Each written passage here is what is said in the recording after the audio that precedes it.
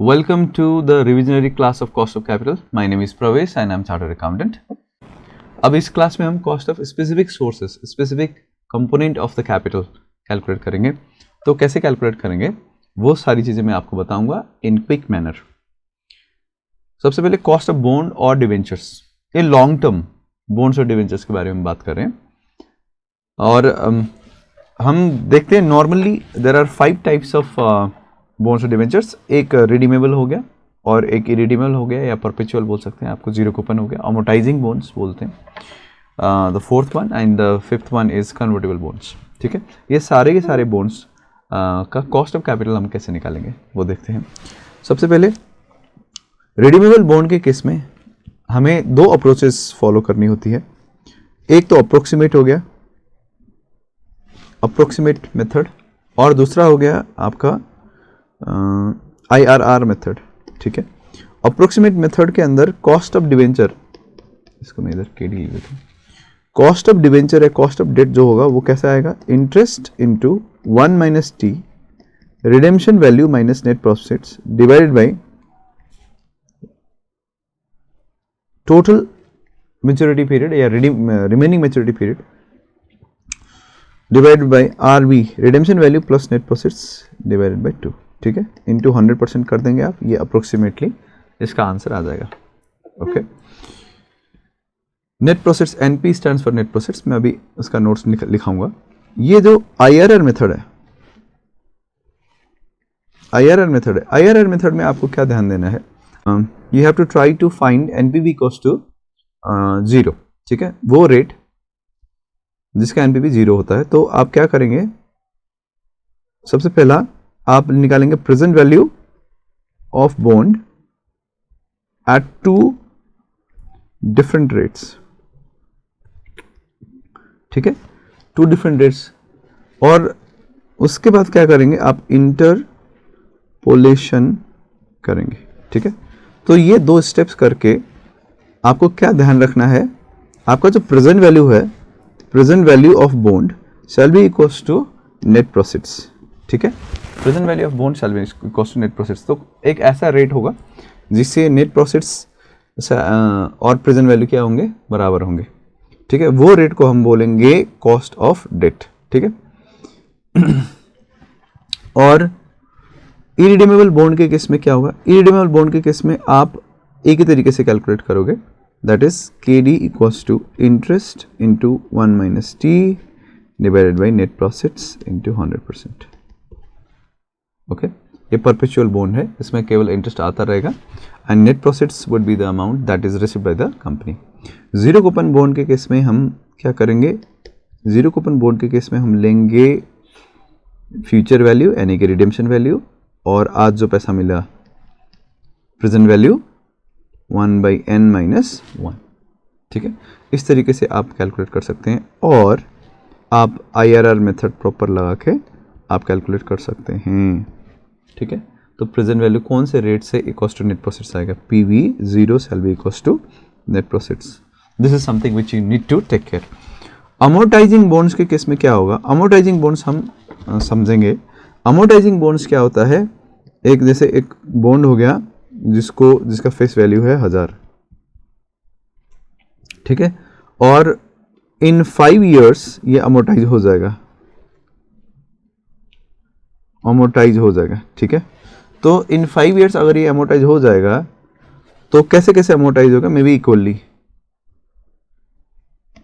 तो क्या होगा, एवरी ईयर 200 रुपये रिपे होंगे, 200 रुपये रिपे होंगे एवरी ईयर. ओके, 200 रुपये रिपे होंगे. साथ ही साथ इसका जो आउटस्टैंडिंग बैलेंस है, प्रिंसिपल अमाउंट का आउटस्टैंडिंग बैलेंस है, वो घटता जाएगा. जैसे फर्स्ट ईयर फेस वैल्यू बराबर प्रिंसिपल अमाउंट. ठीक है, उसके बाद 800 प्रिंसिपल अमाउंट होगा, 600 प्रिंसिपल अमाउंट होगा, 400 प्रिंसिपल अमाउंट होगा इन थर्ड ईयर, फिर 200, फिर 0. इस तरीके से सारा का सारा प्रिंसिपल रिपे हो जाएगा. So gradually over the period of maturity जिस बॉन्ड का प्रिंसिपल अमाउंट कम होता है उस बॉन्ड को हम बोलते हैं अमोर्टाइजिंग बॉन्ड्स, ठीक है। अमोर्टाइजिंग बॉन्ड्स के केस में क्या करना पड़ेगा, आपको कैश इनफ्लोज चेक करनी पड़ेंगी। कैश इनफ्लोज क्या होगा, एक तो प्रिंसिपल अमाउंट होगा, प्रिंसिपल रीपेमेंट होगा, ठीक है, प्लस एक होता है इंटरेस्ट या कूपन। ये दोनों चीजें, जैसे फर्स्ट ईयर 200 प्रिंसिपल, इंटरेस्ट कितना बनेगा 1000 का, may be coupon rate is लगाते हैं 10%, तो 1000 का 10% इज 100, तो फर्स्ट ईयर कितना पैसा मिलेगा बॉन्ड होल्डर को 300 रुपये। दूसरे साल 200 प्रिंसिपल बट 800 पे 10% मिलेगा इंटरेस्ट, आउटस्टैंडिंग बैलेंस, तो ये हो गया 80, 280 मिलेगा। उसके बाद तीसरे साल भी 200 प्रिंसिपल बट इसका 10% 60, ठीक है, जल्दी जल्दी इसको समझते हैं। इसके बाद 40 आएगा, 240, उसके बाद 200 और 20 आएगा और 220, ऐसा रीपे होगा। This is the cash flow of bond holder. अब हमें क्या करना है, that rate which will give present value, ठीक है, इन सब का प्रेजेंट वैल्यू निकालना है, and that rate which will give the present value equals to net profits, ठीक है, that rate which will give present value equals to net profits. इसमें भी IRR टेक्निक हम लगाएंगे, प्रेजेंट वैल्यू मेथड भी बोलते हैं इसको, तो IRR टेक्निक हम लगाएंगे और कैलकुलेट करेंगे, ठीक है। So this is something which you need to do in amortizing bonds. अब रेशियो हमेशा बराबर होता है प्रिंसिपल रिपेमेंट का, ये जरूरी नहीं है, it can be any ratio, may be 5:2, 5:4, 3:2:1 और 1:1:1:1 और एनी रेशियो, ठीक है। तो उस हिसाब से आपको यहाँ पे अमोर्टाइज करना पड़ेगा, यानी कि रेशियो यूज करके प्रिंसिपल रिपेमेंट का अमाउंट कैलकुलेट करना पड़ेगा। उसके बाद है कन्वर्टेबल बॉन्ड। कन्वर्टेबल बॉन्ड का और रिडीमेबल बॉन्ड का फंडा सेम है, बट फर्क क्या है, जो रिडेम्पशन वैल्यू हम लेते हैं, redemption value is conversion value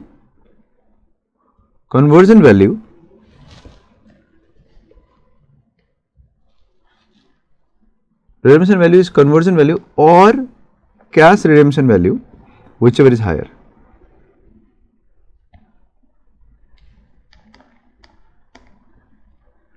Higher लेंगे, whichever is higher. तो redemption value क्या लेंगे, redemption value can be cash redemption value, मतलब जो कंपनी को बॉन्ड वापस करके जो पैसा मिलेगा that is cash redemption value, या शेयर्स में कन्वर्ट करके जो शेयर्स की उस टाइम की एक्सपेक्टेड मार्केट वैल्यू होगी that market value, whichever is higher, ठीक है, वो लेंगे। बाकी फॉर्मूला सेम एज क्या होगा,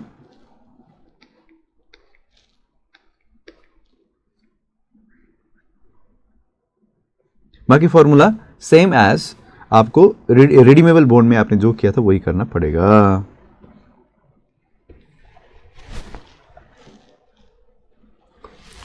तो सिस्टम हो गया, वो तो लिखना ना मिले हो।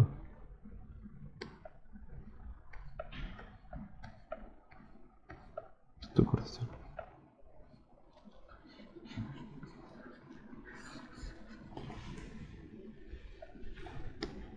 rest everything is similar to redeemable bonds, ठीक है, rest everything is similar to redeemable bonds। तो ये हो गया आपका समरी। चलो आगे बढ़ते हैं फिर। अब हम देखते हैं cost of long term debt और लोन। इसको टर्म लोन बोलते हैं, टर्म लोन को हम KT से इंडिकेट करते हैं for cost of term loan. Redeemable, अगर रिडीमेबल है तो रिडीमेबल का मतलब क्या हुआ कि 10 साल 15 साल 20 साल के लिए लोन लिया है। नया लोन है तो कॉस्ट ऑफ टर्म लोन होता है interest into 1 - T plus redemption value minus net profits divide by N whole divide by RV plus net profits divide by 2 into 100%। ये हो गया अप्रोक्सीमेट मेथड, ठीक है, this is one way and the another way is IRR method. ठीक है, IRR method, यानी कि आपको प्रेजेंट वैल्यू निकालना पड़ेगा. Present value shall be equals to net proceeds. ठीक है. Now in case of existing loan what you need to do is just do this, KT equals to interest into 1 minus tax rate divided by book value of loan. Book value of loan, बस ये चीजें करनी है आपको. ठीक है, into 100% तो हो ही गया.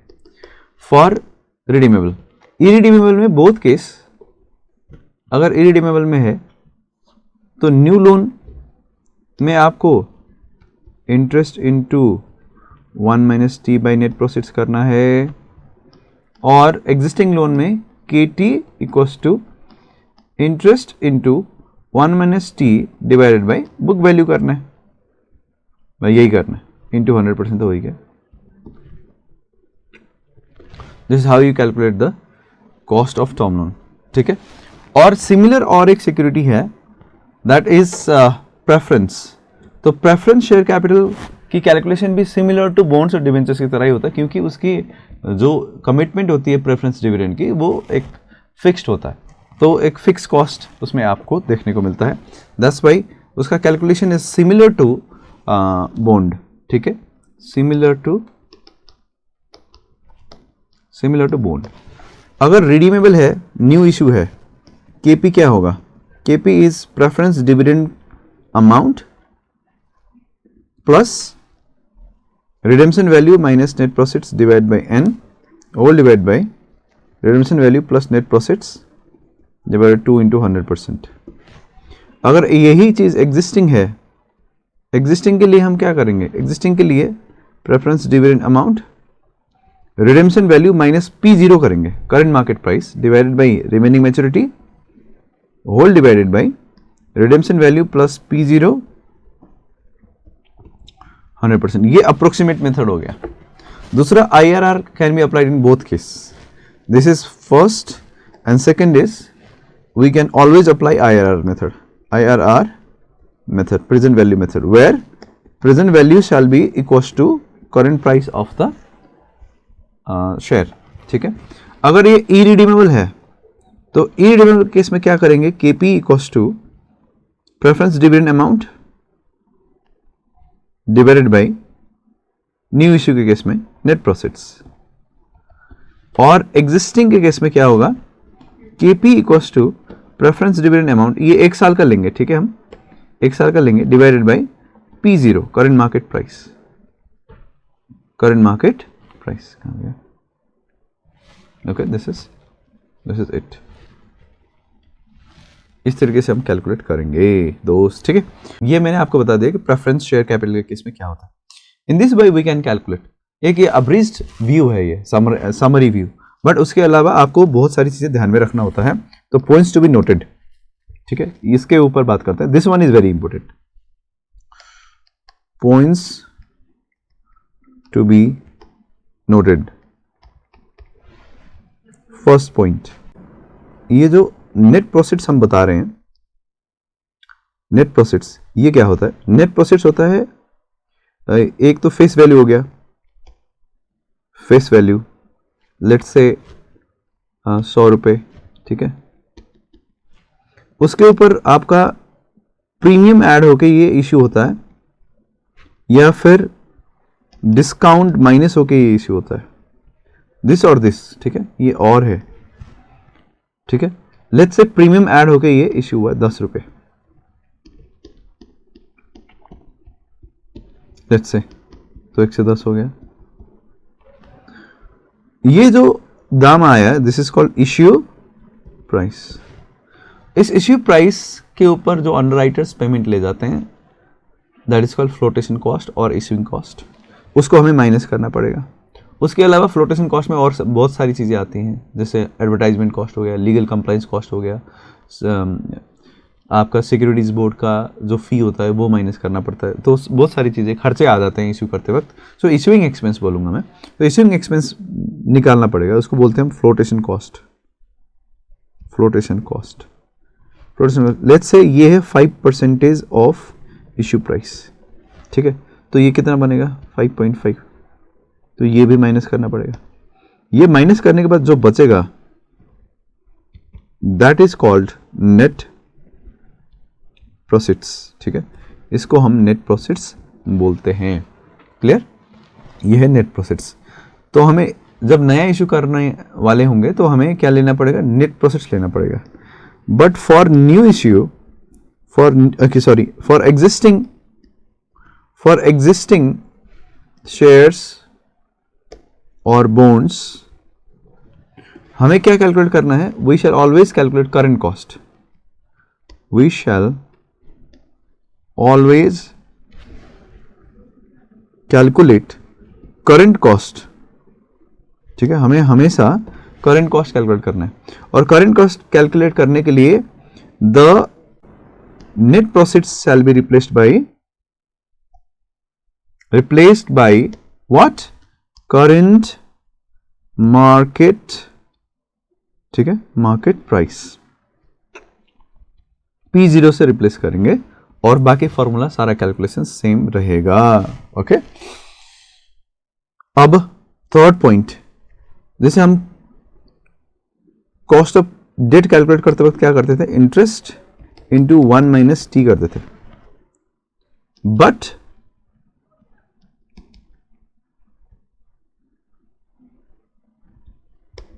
यहां पर भी 1 माइनस टी हम कर सकते हैं। कहां पर? आरवी माइनस नेट प्रोसीड्स, जो ये difference between the amount received and amount to be repaid है, इसमें भी हम 1 माइनस टी कर सकते हैं। कब कर सकते हैं? दैट इज पॉइंट, ठीक है। कब कर सकते हैं? Only if the capital loss is rebatable in tax। अगर ये टैक्स में रिबेटेबल है तभी जाके ये हम कर सकते हैं। दिस इज द पॉइंट, ठीक है। Only if it is rebatable under tax. अगर रिबेटेबल नहीं है तो this is something which we can not do. Okay, अब और एक चीज मैं बता देता हूं आपको। ये जो हम टर्म लोन के बारे में बात करते हैं ना, टर्म लोन का मार्केट प्राइस यानी कि P0 नहीं होता है, बिल्कुल नहीं होता है, ऐसा नहीं है। बट P0 वाला कंसेप्ट अप्लाई नहीं होता इसमें, ठीक है। इसमें हम P0 वही मानेंगे जो इसका बुक वैल्यू होता है, ठीक है। बुक वैल्यू मतलब the principal amount which is shown in the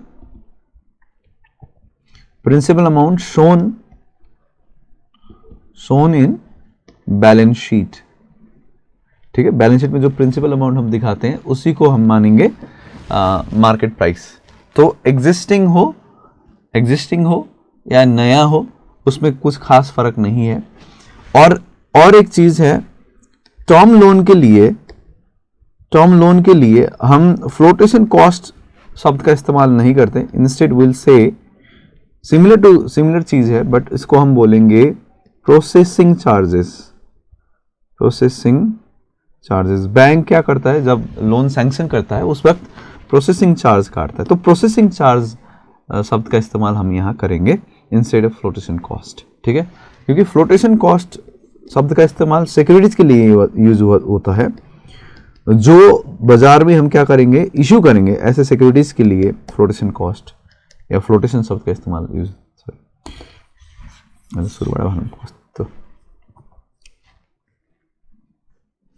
तो यही चीज। वन मोर थिंग,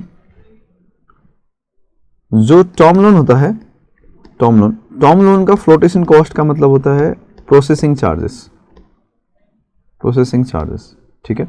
बैंक इसमें प्रोसेसिंग चार्ज शब्द का इस्तेमाल करता है इंस्टेड ऑफ फ्लोटेशन कॉस्ट, क्योंकि फ्लोटेशन शब्द का इस्तेमाल होता है सिक्योरिटीज के लिए, क्योंकि उनको हम फ्लोट कर रहे होते हैं मार्केट में, बहुत सारे सिक्योरिटीज को एक साथ मार्केट में दे रहे होते हैं। और बैंक के केस में इकट्ठा बहुत सारा पैसा आ जाता है लोन के रूप में, और बैंक उसमें प्रोसेसिंग चार्ज करता है। तो they are similar thing but the naming convention is different, ठीक है। तो ये तीनों चीजें सिमिलर हैं, डिवेंचर्स, बॉन्ड्स या फिर लॉन्ग टर्म लोन कह लो या फिर प्रेफरेंस कह लो, ठीक है। इनका कॉस्ट कैलकुलेशंस का तरीका सेम है, बट अब हम अगले वीडियो में हम बात करेंगे cost of equity and cost of retained earning, जो ये तीनों चीज़ों से काफ़ी फर्क है। तो आप बने रहिएगा and will see you in the next video. Have fun.